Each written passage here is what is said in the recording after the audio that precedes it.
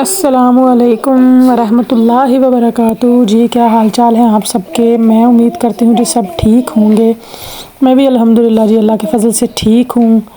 میں جو ہے نا وہ کہاں جا رہی ہوں آج، جو ہے نا وہ میں آپ کو منی پاکستان کہہ لیں، منی انڈیا کہہ لیں یا منی بنگلہ دیش کہہ لیں، یہ second vision of Pakistan, second vision of English English کہہ رہی ہوں انڈیا، یہ سیکنڈ ویژن آف بنگلہ دیش، اس کی آپ کو سیر کراتی ہوں اور اس شہر کے مزے مزے کے فیکٹس آپ کو بتاتی ہوں کہ why it is famous, why people love to visit دس، ایسا کیوں ہے۔ اب جی اگر اس کا انٹرو میں شروع کروں تو بہت سارے انٹرو ہیں اس کے لیے، اتنے انٹرو ہیں کہ شاید میں انٹرو اس کا کراتے کراتے تھک جاؤں، لیکن اس شہر کی خصوصیات نہیں ختم ہوں گی۔ یہ ایک ایسا شہر ہے، یہاں پہ آ کے آپ کو اپنے ملکوں جیسا رونق میلہ نظر آ جاتا ہے، اپناپن سا بھی نظر آ جاتا ہے، جو آپ اپنے ملک میں چیزیں انجوائے کرتے ہیں وہ بھی کافی حد تک مل جاتی ہیں۔ اگر اسے سیاحوں کا شہر کہا جائے تو بالکل غلط نہیں ہوگا، سیاحوں کا شہر ہے، یہ بہت مشہور ہے۔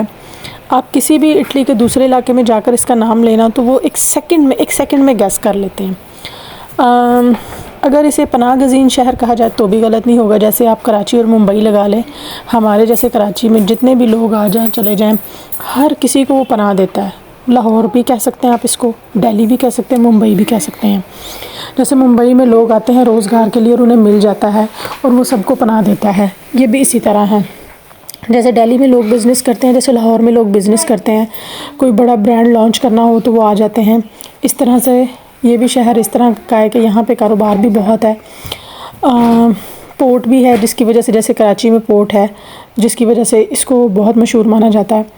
دنیا بھر کے سارے سیاح جو ہے نا، یہ اسپیشلی کولڈ کنٹریز کے، وہ یہاں پہ آتے ہیں اور انجوائے کرتے ہیں، اور قدیم عمارتوں کی وجہ سے بھی مشہور ہے یہ، ہسٹوریکل سٹی بھی ہے، اور بجٹ کی وجہ سے بھی فیمس ہے کہ لوگ اس کو اس لیے بھی زیادہ پسند کرتے ہیں کہ یہاں پہ جو بجٹ ہے نا وہ کافی کم پڑ جاتا ہے as compare to other countries یا ادر سٹیز ان اٹلی، تو اس وجہ سے یہاں پہ جو ہے نا وہ لوگوں کا رونق میلہ لگا رہتا ہے۔ آپ اس کو جاگتا ہوا شہر بھی کہہ سکتے ہیں کہ یہ نہ تو دن میں سوتا نہ رات میں سوتا ہے، کسی ٹائم، ایون کہ رات میں آمد و رفت زیادہ ہو جاتی ہے، کسی ٹائم بھی آپ کو یہ شہر پرسکون خاموش نہیں نظر آئے گا۔ جیسے ہوتا ہے نا کچھ شہر ہوتے ہیں جن میں، جیسے ہمارے جو ہے وہ پاکستان کا اسلام آباد لگا لیں کہ وہاں خاموشی اور سکون ہے، یہاں پہ ایسا نہیں ہے۔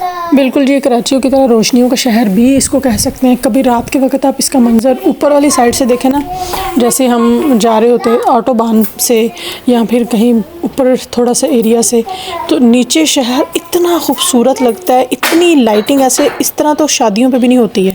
تو کراچی کی طرح اسے روشنیوں کا شہر بھی کہا جا سکتا ہے۔ جس طرح ہمارے کراچی میں پورٹ ہے، اس میں بھی پورٹ ہے، بہت زیادہ اس کی جو ہے وہ تجارت ہوتی ہے، اٹلی کی بہت زیادہ جو آپ کہہ سکتے ہیں نا تجارت اس شہر پہ بھی بیس کرتی ہے۔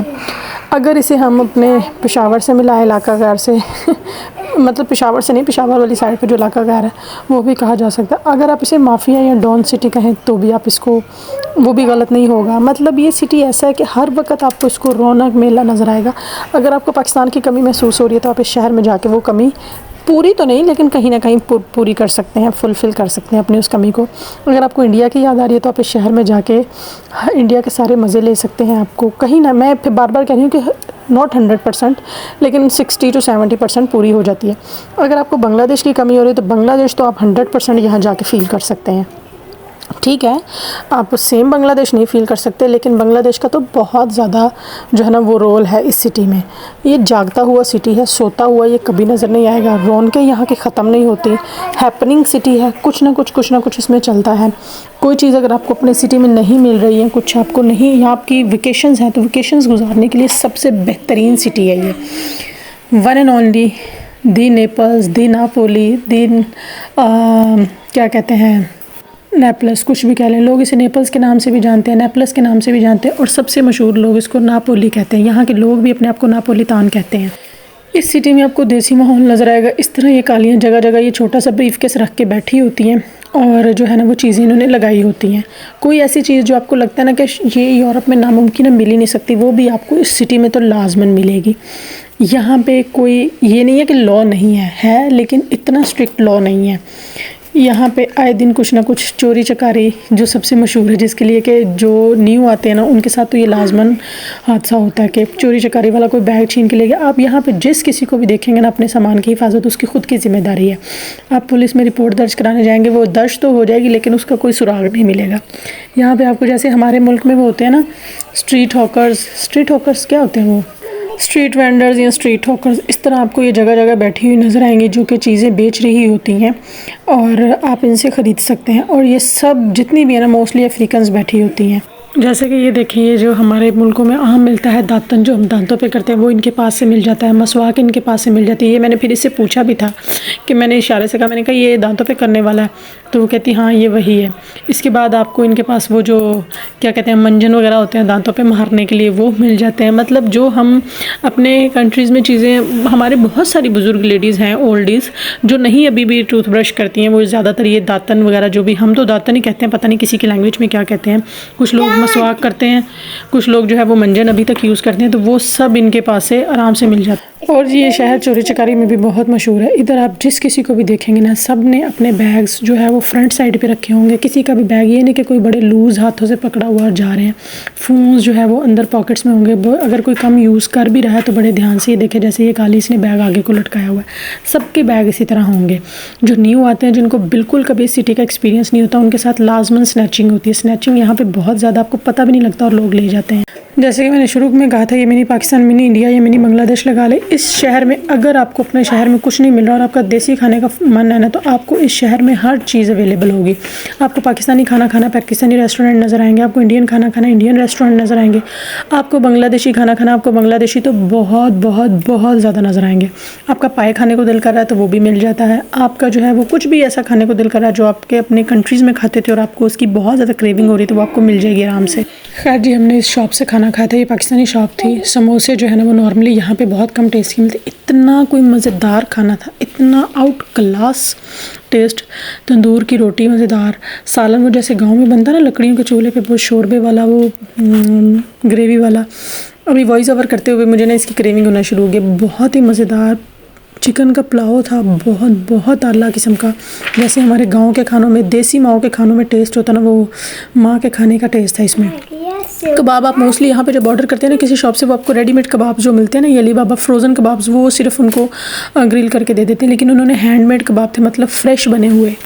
بہت ہی کوئی اعلیٰ اور یم قسم کا کھانا تھا یہ، اس کی جتنی تعریف کی جائے نا اتنا ہی کم ہے، میں کہتی ہوں الفاظ ختم ہے۔ اس کے بعد جی اگر آپ نے بجٹ فرینڈلی شاپنگ کرنی ہے تو آپ اس شہر میں آ سکتے ہیں، آپ کو ایک سے بڑھ کر ایک آپشن مل جائیں گے، شاپس مل جائیں گی، کپڑا بہت اچھا، یہ نہیں کہ آپ کو کپڑا نہیں ملے گا۔ اس شاپ پہ ہمیشہ کپڑے اچھے ہوتے ہیں، لیکن آج کل آبویسلی سمر جا رہا ہے، ونٹر سٹارٹ ہونے والا ہے تو سیلز بھی چل رہی ہے، 5 یورو کا ایک پیس جو ہے نا وہ مل رہا ہے، چاہے آپ شارٹس لیں، شرٹس لیں، لانگ فراک لیں، 5 یورو سے 10 یورو تک جو ہے نا وہ ان کی سیل لگی ہوئی تھی۔ یہ شرٹ جو میں آپ کو دکھا رہی ہوں بہت خوبصورت ہے، اس کے نیچے آپ سلپ پہن کے اس کو پہن سکتے ہیں جینس کے ساتھ، ٹراؤزر کے ساتھ، یہ 5 یورو کی۔ اور آپ کو جو ہے نا فل بازو والی فراک جو میری طرح ہاف بازو نہیں پہنتی وہ بھی مل جاتی ہے۔ ان کے پاس پیسز یہی لگے ہوئے تھے 5 اور 10 یورو کے، اور یہ ویا روما والی سائڈ پہ ہے۔ اگر کوئی لوگ جو اٹلی میں رہنے والے میری ویڈیوز دیکھ رہے ہیں، خاص طور پہ نیپل سٹی میں رہنے والے یا ناپولی میں رہنے والے، ان کے لیے میں نے خاص طور پہ ویڈیو بنائی تھی۔ میں اکثر اس شاپ کو وزٹ کرتی ہوں جب بھی میں ناپولی آتی ہوں، تو ان کے کپڑے جو ہے نا وہ مجھے اچھے لگتے ہیں۔